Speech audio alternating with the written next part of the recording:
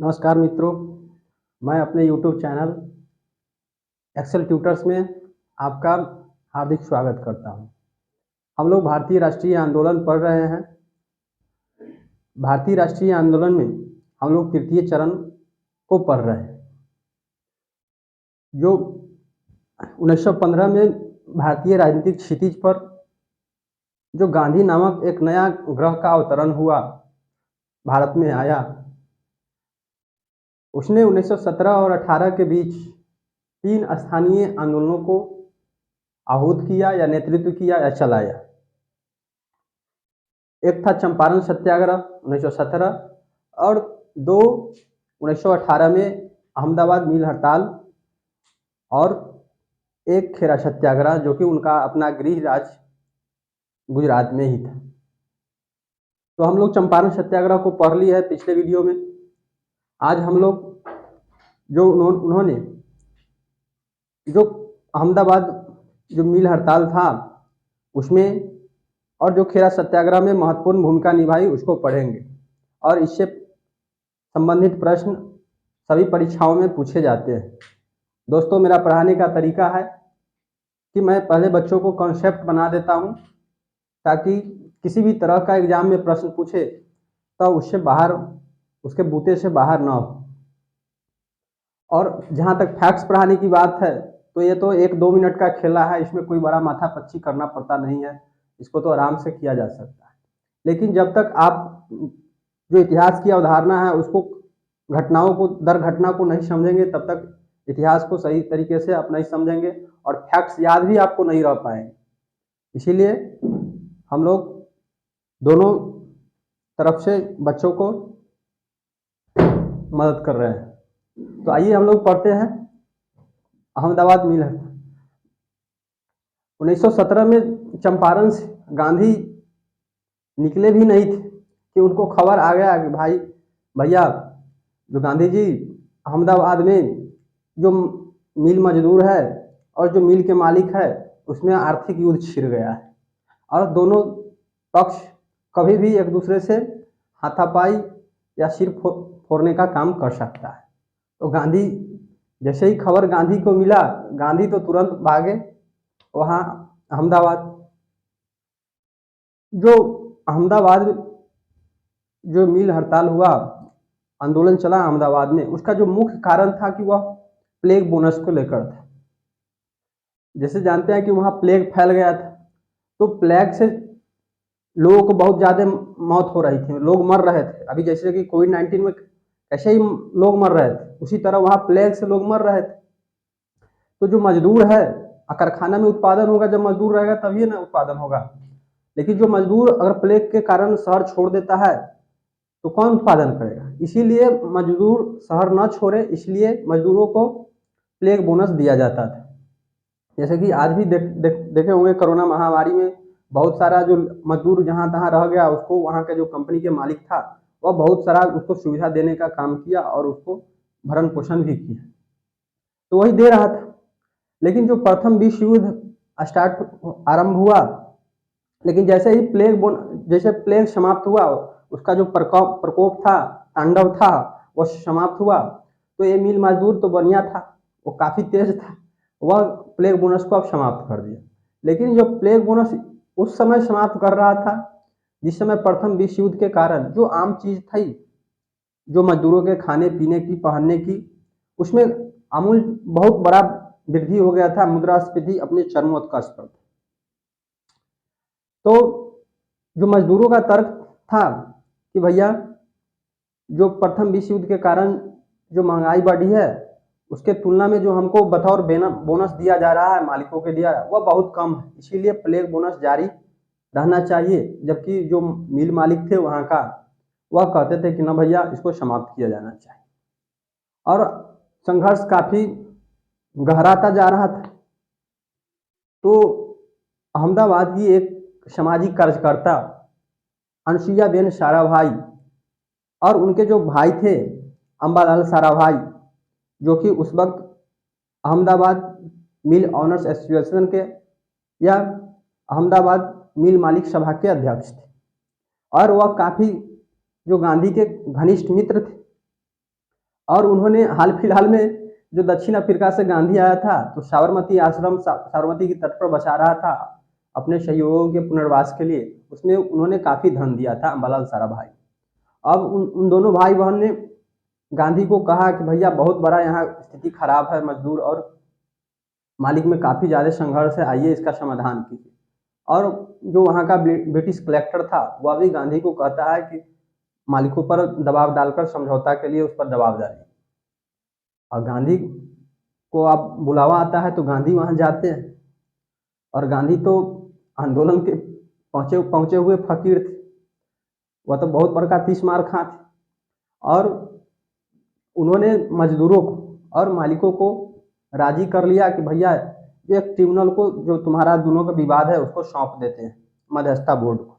आज भी देखते होंगे कि जो गांव में जो दो पक्षों के बीच अगर किसी मुद्दे को लेकर विवाद होता है, झगड़ा होता है, तो वहाँ के जो टोला के चाहे गांव के जो सम्मानित व्यक्ति होते हैं, प्रतिष्ठित व्यक्ति, 4-5 व्यक्ति को एक समूह बना दिया जाता है और वह जो दोनों पक्षों का विवाद है उसके फैसला को सुनते हैं और उसका निराकरण करते हैं और फैसला सुनाते हैं। तो उसी तरह मध्यस्थता बोर्ड गठन कर दिया और दोनों अपना मामला वहाँ ले गया। आज भी सरकार जैसे नदी के जो जल बंटवारा का लेकर जो राज्यों के बीच संघर्ष होता है, विवाद होता है, उसमें क्या करता है, ट्रिब्यूनल गठित करता है। तो यह ट्रिब्यूनल को सौंप दिया गया। लेकिन जो मिल मजदूर थे वह चाहते थे कि जो बिना हड़ताल के सशर्त जोड़ा जाए कि मजदूर हड़ताल नहीं करेंगे, और ऐसी कोई समझौता नहीं हो सकी। और फिर क्या हुआ कि जो अहमदाबाद के जो मिल मालिक थे वह ट्रिब्यूनल से बाहर आ गया और उन्होंने घोषणा किया कि भैया हम 20% मजदूरों को बोनस देंगे, अगर जो मजदूर इसको नहीं मानेगा उसको हम नौकरी से निकाल देंगे। अब गांधी का तो बड़ा अपमान था। गांधी जिस मध्यस्थता बोर्ड को गठित किया गया था उसके जो मिल मालिक थे वह बाहर आ गया, तो गांधी तो अपने दक्षिण अफ्रीका से आंख मिचौली खेल कर आए थे, अब बचा कुचा कसर यहाँ चंपारण में निकाल दिए थे। तो कहा कि अच्छा ठीक है, कैसे अक्ल तुमको सिखाया जाता है वो हमको अच्छी तरह से मालूम है। और गांधी क्या करते हैं, जो जब वह ट्रिब्यूनल से बाहर आ जाता है मिल मालिक, तो उसको बहुत गंभीरता से वह लेते हैं और वह मजदूरों को कहते हैं कि भैया जो तुम अपने जिसलिए तुम जाने जाता है वो अपना तुम बाजा बजाओ अब, और कहते हैं कि तुम अपना हड़ताल शुरू करो अब। कहा कि उस समय 1917 में ही जो रशियन रेवोल्यूशन हुआ था, बोल्शेविक क्रांति, और वह क्या था, मजदूरों ने सत्ता पलट कर तख्ता मजदूरों का सत्ता कायम हो गया था। तो जो भारत के मजदूर थे उसको तो मनोबल अपने बढ़ा हुआ था, दिन दुगनी रात चगनी उसका मनोबल बढ़ा हुआ था, और तनको कुछ होता था कि बस हड़ताल कर देता था, तुरंत टोला शाह बना देता था। तो गांधी कहा कि भैया तुम हड़ताल कर दो।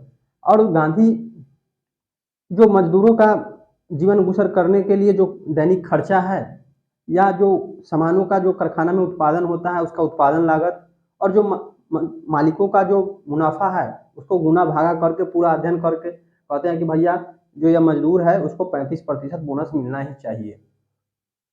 और फिर क्या होता है, हड़ताल शुरू हो जाता है। साबरमती तट पर जो अपने स्वयंसेवक थे गांधी, उसको माध्यम से मजदूरों को इकट्ठा करते हैं और खूब लंबा चौड़ा भाषण देते हैं, खूब अपना वहाँ दे रहे थे। और उन्होंने जो दैनिक बुलेटिन के माध्यम से इस घटना को प्रचार किया। गांधी की जो सफलता में समाचार पत्रों का बहुत बड़ा योगदान था। और वह जो मजदूर थे उसको कहते थे कि भैया तुम हिंसा का रुख अख्तियार नहीं करना, क्योंकि गांधी की पहली शर्त होती थी अहिंसा। लेकिन क्या हुआ, जो यह मिल मालिक थे वह थोड़ा सा भी नहीं हिल रहा था, टस से मस नहीं हो रहा। तो जो मजदूर थे उसमें अब निराशा घर करने लगा, और जो सभा होता था साबरमती के तट पर उसमें उसकी हाजिरी या उपस्थिति भी अब कम होने लगी। तो गांधी तो परिस्थितियों को समझते थे, उनको मालूम था कि आंदोलन कैसे चलाया जाता है। और गांधी ने क्या किया कि जो मजदूरों का जो उत्साह है उसको बढ़ाने के लिए और जो संघर्ष है मालिकों के विरुद्ध उसको और तेज करने के लिए वह कहते हैं कि भैया हम अब आवरण अनशन करेंगे। वह भूख हड़ताल पर चले गए। उन्होंने अपनी अंतिम हथियार का इस्तेमाल किया। उसने इमोशनल ब्लैकमेल किया मालिकों को। आज देख रहे हैं ना कि जैसे उत्तर प्रदेश में एक घटना आज पूरे राष्ट्र के चर्चा का विषय बना हुआ है, वह आलोक मौर्य और ज्योति मौर्य का। तो जो मैडम मोहतरमा है, उसके अगर माता पिता चाह जाए तो उसको इमोशनल ब्लैकमेल करके कि भैया तुम मेरा नाम बुरा देगा, ऐसा करेगा तो मेरा हम जान अपनी हाथ से धो बैठेंगे। इस तरह से अगर इमोशनल ब्लैकमेल करता है तो वह मोहतरमा सुधर भी सकता है। देखिए हमारा जो भारतीय संस्कृति है उसमें स्त्रियों का बहुत बड़ा सम्मान है। जो हमारा भारतीय संस्कृति है वह स्त्री संस्कृति है, और जो हमारा स्त्री है उसकी महत्वपूर्ण भूमिका हमारे समाज, हमारे राष्ट्र के निर्माण में होता है। हम अपने प्यारे भारत को, बहनों को दिन दूनी और रात चौगुनी प्रगति करते हुए देखते हैं। उनके जीवन में हर दिन होली हो, हर रात दिवाली, लेकिन वैसी दिवाली नहीं होना चाहिए कि किसी दूसरे के घर में अंधकार या चिराग बुझाकर उस दिवाली का आनंद लिया जाए।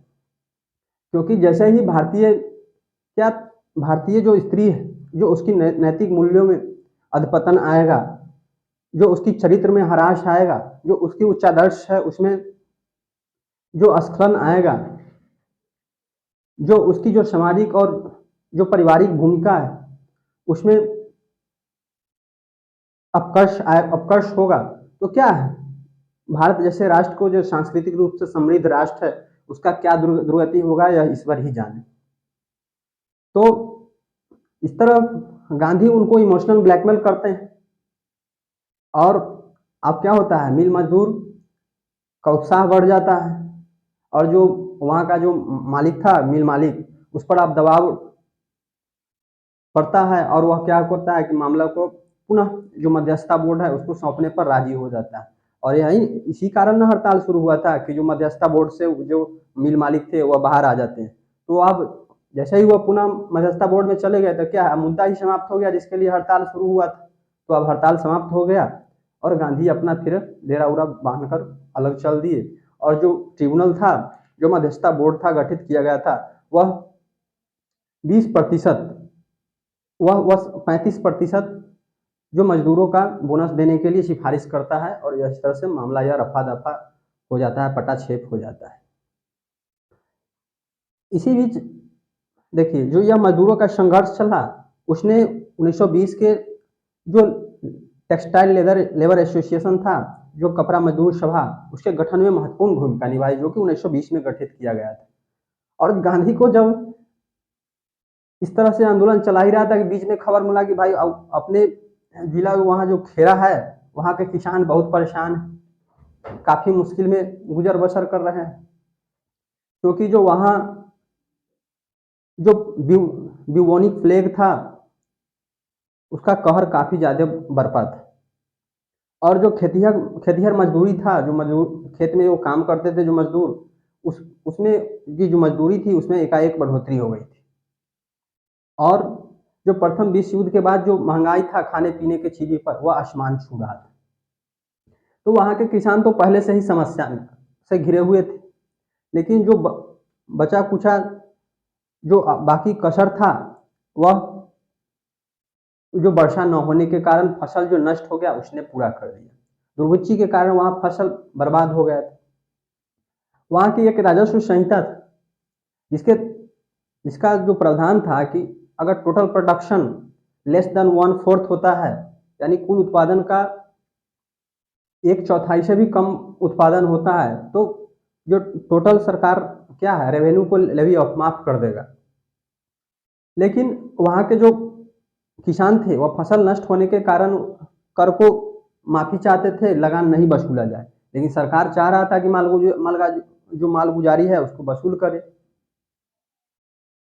और इसी बीच जो वहाँ के जो स्थानीय नेता थे उन्होंने गुजरात सभा से संपर्क किया, और गुजरात सभा के जो उस वक्त अध्यक्ष थे वह गांधी थे।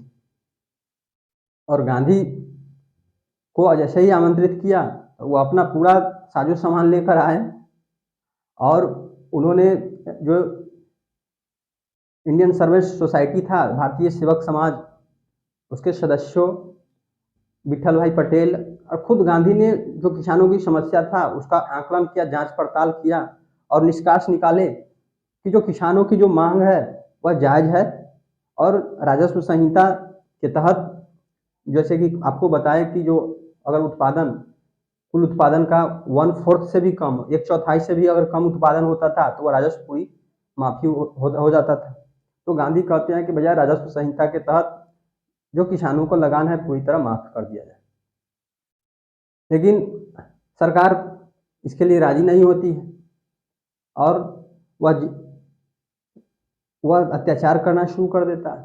गांधी कहता है कि किसानों से शपथ दिलवाते हैं कि भैया लगान मत दो और यह जता दो कि बिगर नागरिकों की अनुमति के कोई भी हुकूमत चल नहीं सकती है। आज भी देखते हैं ना कि पिछले वर्ष जो कोरोना काल में जो वर्तमान भारत सरकार के द्वारा जो APMC act, essential commodity act जो स्टोरेज से संबंधित था, या कॉन्ट्रैक्ट फार्मिंग से संबंधित जो 3 महत्वपूर्ण एग्रीकल्चर रिफॉर्म से संबंधित जो बिल्स, जो कानून पास किए गए थे, उसके विरोध में जो भारत के किसान थे, विशेषकर पंजाब, हरियाणा, उत्तर प्रदेश के पश्चिमी उत्तर प्रदेश के, वह काफ़ी उसका विरोध कर रहे थे। उनको लग रहा था कि हमारे हित में नहीं था। तो इसलिए जो इतनी शक्तिशाली सरकार है अभी वर्तमान भारत सरकार, उसको भी झुकना पड़ा और सार्वजनिक मंच पर जो भारत का शीर्ष नेतृत्व है, प्रधानमंत्री मोदी को माफ़ी मांगना पड़ा। तो किसान अपने जुझारू संघर्ष के लिए जाने जाते थे और वहाँ के जो युवा वकील थे, विठल भाई पटेल, वल्लभ भाई पटेल और आदि इंदुलाल याग्निक के साथ साथ जो गांधी है जो ग्रामीण क्षेत्र है उसका दौरा करते हैं और किसान को जुझारू संघर्ष के लिए तैयार करते हैं, आह्वान करते हैं। और उन्होंने यह भी कहा कि भैया अगर जो कोई धनी आदमी है, चाहे धनी किसान है, वह अगर लगान देने में सक्षम भी है, तुम दे भी सकता है अगर सरकार को, तो लगान मत दो। क्या है कि अगर इस तरह से अगर लगान, अगर कोई धनी किसान है, समृद्ध किसान है, दे देता है सरकार को, तो छोटे छोटे जो गरीब किसान थे उस पर भी दबाव पड़ जाएगा कि भैया तुम भी लगान दो। आज भी देखते होंगे कि जो मनी पर लेकर गांव देहात में जो किसान खेती करते हैं कि भैया तुम हमको खेत दे दो, हम तुमको इतना मनी देंगे। अगर फसल नष्ट भी हो जाए तो क्या होता है कि उसको मनी देना ही पड़ता है, चाहे वो अपना गहना बेच कर दे या संपत्ति या उधार पैसा कर, किसी भी तरह से उसको देना पड़ता है। उसी तरह अगर छोटे किसानों को भी अगर लगान देना पड़ जाए तो क्या होगा, वो अपने गिरवी रखकर या संपत्ति बेचकर उनको देना पड़ जाएगा। और इसी बीच जो और वहाँ क्या होता है कि जो 2 महत्वपूर्ण स्थानीय नेता थे, एक तो मोहनलाल पांडेय और शंकरलाल पारिक, और इन्होंने लगानबंदी आंदोलन जोर शोर से शुरू कर दिया। लेकिन जो वहाँ जैसे कि आपको बताया कि जो प्लेग का प्रकोप था, महंगाई बढ़ा हुआ था और जो मुद्रास्फीति था, उसके कारण वहाँ ज़्यादा किसान संघर्ष की स्थिति में नहीं थे। और इसी बीच सरकार ने एक गुप्त निर्देश दिया कि भैया जो लगान देने में सक्षम है, जो दे सकता है, उसी से लगान वसूली करो और जो देने में सक्षम नहीं है वह उससे लगान मत वसूल करो। और क्या था, तो गांधी का यही उद्देश्य था और गांधी फिर बाद में इस आंदोलन को स्थगित कर देते। तो यही अहमदाबाद मिल हड़ताल और खेरा सत्याग्रह था। अब हम लोग देखेंगे फैक्ट्स, इसको देखेंगे कि क्या क्या पूछता है एग्जाम में और क्या पूछ सकता है।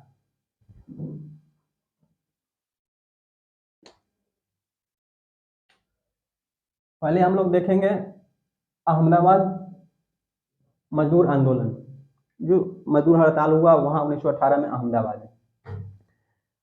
पूछेगा कि अहमदाबाद जो मिल हड़ताल था उसका कारण क्या था, सबसे पहला क्वेश्चन यह पूछता है। तो यह प्लेग बोनस था, जो कि प्लेग के समाप्ति के बाद जो वहाँ के मिल मालिक थे वह समाप्त करना चाहते थे, जबकि जो वहाँ के मजदूर थे कहता कि ना भैया इसको जारी रखा ना जाए। और जो मजदूर है इस प्लेग बोनस को 50% मांग कर रहे थे, लेकिन जो यहाँ के मिल मालिक थे वह 20% देने को तैयार थे।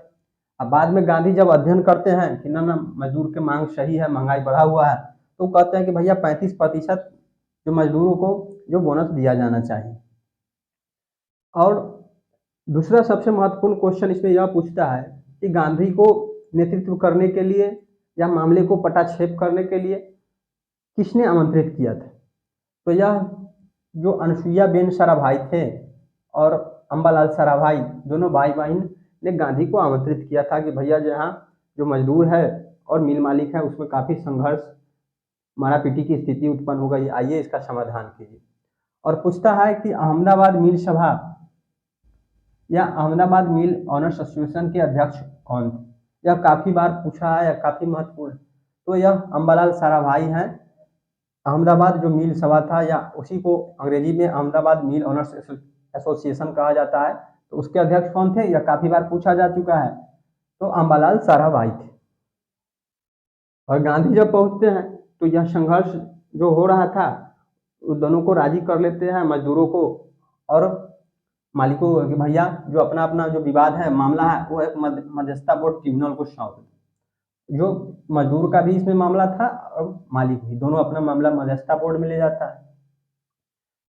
लेकिन जब यह बाहर आ जाता है, जो मिल मालिक है वह इस मध्यस्थता बोर्ड से बाहर आ जाता है, तो गांधी मजदूरों को सलाह देते हैं कि भैया तुम हड़ताल पर चले जाओ, ताकि तुम्हारा अपना जो प्रिय है हड़ताल करना उसको चालू कर दो। और पूछता है कि वहाँ अहमदाबाद जो मिल हड़ताल हुआ था उसमें कितने दिन तक हड़ताल चला था? तो बाबू इसको याद रखना कि 21 दिन तक वहाँ हड़ताल चला था। काफ़ी महत्वपूर्ण है, 21 दिन तक हड़ताल चला था मजदूरों का।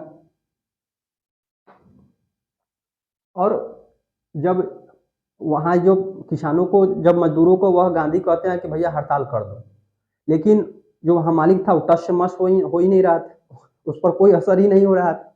तो गांधी का जो अंतिम हथियार था, वह अंतिम जो रामबाण था अस्त्र, उसको चलाया।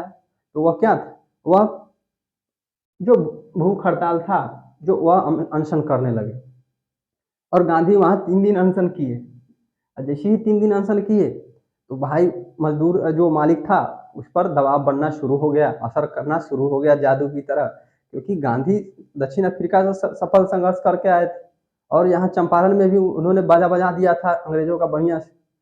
तो इसलिए उस पर जो मालिक थे, मिल मालिक, उस पर दबाव बढ़ा और फिर वह राजी हो गया कि भैया ठीक है गांधी जी, आप चाहते हैं कि जो मध्यस्थता बोर्ड ट्रिब्यूनल को मामला सौंपा जाए, ठीक है हम राजी हो जाते हैं, आप अपना अनशन खत्म कर दीजिए। पूछता है, आपको क्वेश्चन पूछेगा कि गांधी ने प्रथम भूख हड़ताल या अनशन किस आंदोलन में किया था, कब किया था? तो यही 1918 जो गांधी ने अहमदाबाद मिल हड़ताल में प्रथम बार भूख हड़ताल गांधी का किया था। यह काफी महत्वपूर्ण क्वेश्चन है। और जो यह फिर बाद में मध्यस्थता बोर्ड में शामिल होने के लिए वह राजी हो गया, तो आंदोलन समाप्त हो गया और जो ट्रिब्यूनल था वह कहता है कि भैया 27.5% जो बोनस है वह मिलना चाहिए। कहीं कहीं इसको 35% भी लिखता है, तो 27 शेखर बंदोपाध्याय तो 27.5% कहते हैं, लेकिन जो बिपिन चंद्रा है वो 35% कहते हैं। तो इसका आप ध्यान रखिएगा। और जो यह मजदूरों का संघर्ष चला उसका जो एक महत्वपूर्ण परिणाम हुआ कि जो 1920 में कपड़ा मजदूर सभा स्थापित हुआ, टेक्सटाइल लेबर एसोसिएशन। पूछता है कि टेक्सटाइल लेबर एसोसिएशन की स्थापना कब हुई थी? तो 1920 में हुआ था। तो अहमदाबाद मिल हड़ताल से संबंधित जो फैक्ट्स है, या एग्जाम में इसी तरह पूछा जाता है और आगे भी पूछेगा तो इसी से संबंधित पूछेगा। और खेरा सत्याग्रह उसके बाद चला। तो खेरा सत्याग्रह 1918 में चला, फरवरी अप्रैल मार्च के दरम्यान। तो खेरा सत्याग्रह का कारण क्या था? जो मूल कारण था वह फसल नष्ट हो जाने के कारण था। और देखिए इसमें क्या क्या क्या करता है कि 4-5 को कारण दे देगा, ऑप्शन दे देगा, पूछेगा कि खेरा सत्याग्रह का क्या कारण था। उसमें ट्यूबोनिक प्लेग भी दे देगा, खेतिहर मजदूरी में बढ़ोतरी भी दे देगा, मुद्रास्फीति में वृद्धि भी दे देगा और यह फसल नष्ट भी दे देगा। लेकिन जो वहाँ जो खेरा सत्याग्रह शुरू किया गया था उसका मूल जो कारण था, मेन कारण था, जो फसल नष्ट हो गया था, जो कि वर्षा नहीं होने के कारण, दुभिक्षी होने के कारण हो गया था। और क्या था वहाँ का राजस्व संहिता था,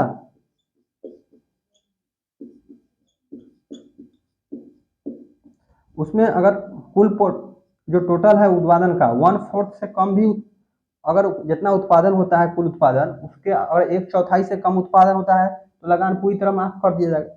लेकिन जो सरकार है यह लगान की वसूली चाहती थी। यह कहता था कि ना ना भैया माफ ना करो, और यह कहता था कि ना ना फसल नष्ट हो गया हम कहाँ से देंगे। यह किसान लगान को स्थगित करना चाहता था। और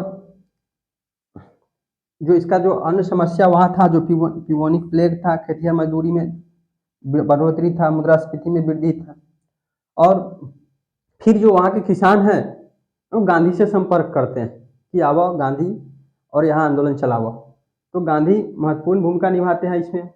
और जो इसमें जो खेरा सत्याग्रह में जो जिस संगठन का महत्वपूर्ण भूमिका था वह गुजरात सभा का, और गुजरात सभा के जो अध्यक्ष थे उस वक्त गांधी थे। पूछता है कि खेरा सत्याग्रह में किस संगठन का महत्वपूर्ण भूमिका थी, तो यह गुजरात सभा। पूछता है कि गुजरात सभा के उस वक्त खेरा सत्याग्रह के समय गुजरात सभा के अध्यक्ष कौन थे, यह पूछता है, तो इसका अध्यक्ष गांधी थे। और गांधी किसानों को यही सलाह देते कि भैया लगान ही नहीं दो। और भारत में पहली बार वो अपना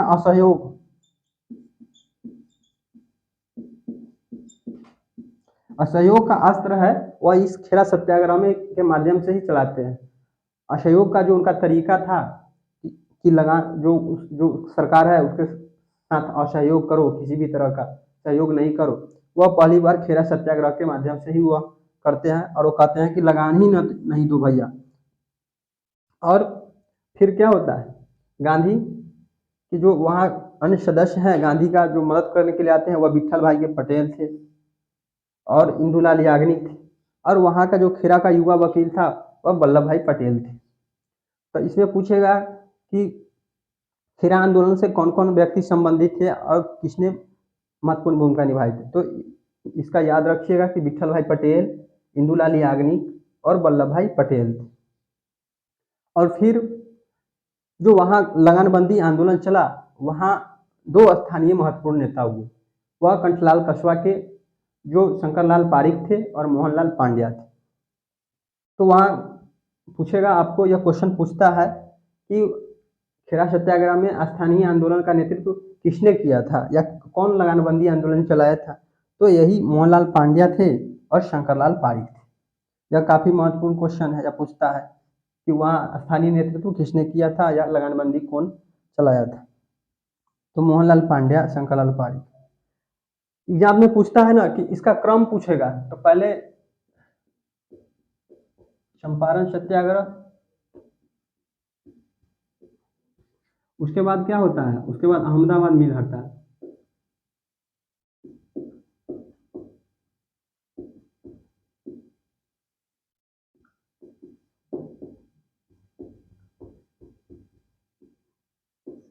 और तब खेरा सत्याग्रह।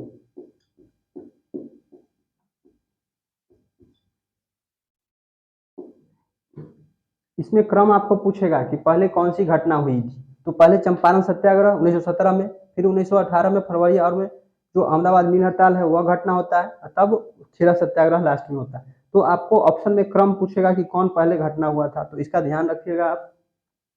और जो गांधी ने यह 3 आंदोलन चलाया, जो राष्ट्रीय राजनीति में प्रवेश करने से पहले गांधी 3 स्थानीय आंदोलन को नेतृत्व किया।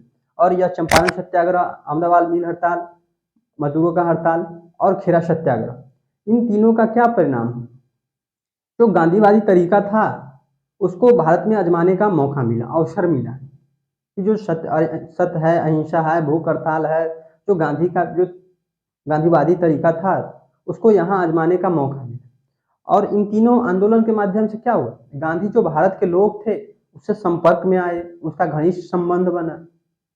और जो भारतीय लोगों की समस्या, घनिष्ठ संबंध बनेगा, लोगों से संपर्क में आएगा, तो क्या बात करेगा कि भैया हाँ देश की स्थिति खराब है, हमारा भी स्थिति खराब है।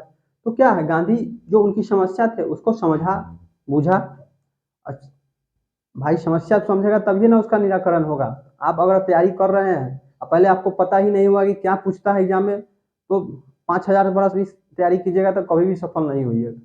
तो इसलिए आपको समस्या पहले मालूम होना चाहिए, तभी उसका समाधान होगा। तो गांधी समस्या, लोगों से संपर्क किया और समस्या जानी। और जो गांधीवादी तरीका था उसकी क्या कमजोरी है, क्या मजबूती है, उसको भी उन्होंने मूल्यांकन किया इस आंदोलन के माध्यम, तीनों आंदोलन के माध्यम से। और इन तीनों आंदोलन के माध्यम से क्या हुआ कि जो भारत की जनता था, विशेषकर युवा वर्ग, अब श्रद्धा भाव से देखने लगा गांधी की, लगा कि यह एकदम ईश्वर इनको अवतरण करके ही यहाँ इसीलिए जन्म यहाँ दिया है कि जो हमारा उद्धार कर सके, हमारा गरीबी है, बीमारी है, भूखमरी है, जो शोषण है, वह यह मात्र एक मसीहा गांधी है, ये ही है जो इसका निराकरण कर सकता है। तो अब क्या श्रद्धा भाव से देखने लगा, और उसका जो गांधी का जो नेतृत्व है, जो जो उसका छवि है अखिल भारतीय जो नेतृत्व की तरफ बनने लगा। और आगे देखेंगे कि यही जो गांधी हैं वह 1947 तक पूरा बैंड बजाते हैं और पूरा नेतृत्व करते हैं। तो यही था, यह चंपारण सत्याग्रह, खेरा और अहमदाबाद मजदूर हड़ताल। अब हम लोग अगले वीडियो में खिलाफत आंदोलन और असहयोग आंदोलन को पढ़ेंगे। अतः दोस्तों, हमारा अगर क्लास अच्छा लगे तो हमारे चैनल को ज़्यादा से ज़्यादा सब्सक्राइब करें, अपने दोस्तों में शेयर करें, लाइक्स करें, कमेंट्स करें। अगर किसी तरह का कोई आपकी पास समस्या है, प्रश्न है इतिहास से संबंधित, तो आप हमको पास भेज सकते हैं, हम उसका जवाब देंगे। और धन्यवाद। जय हिंद।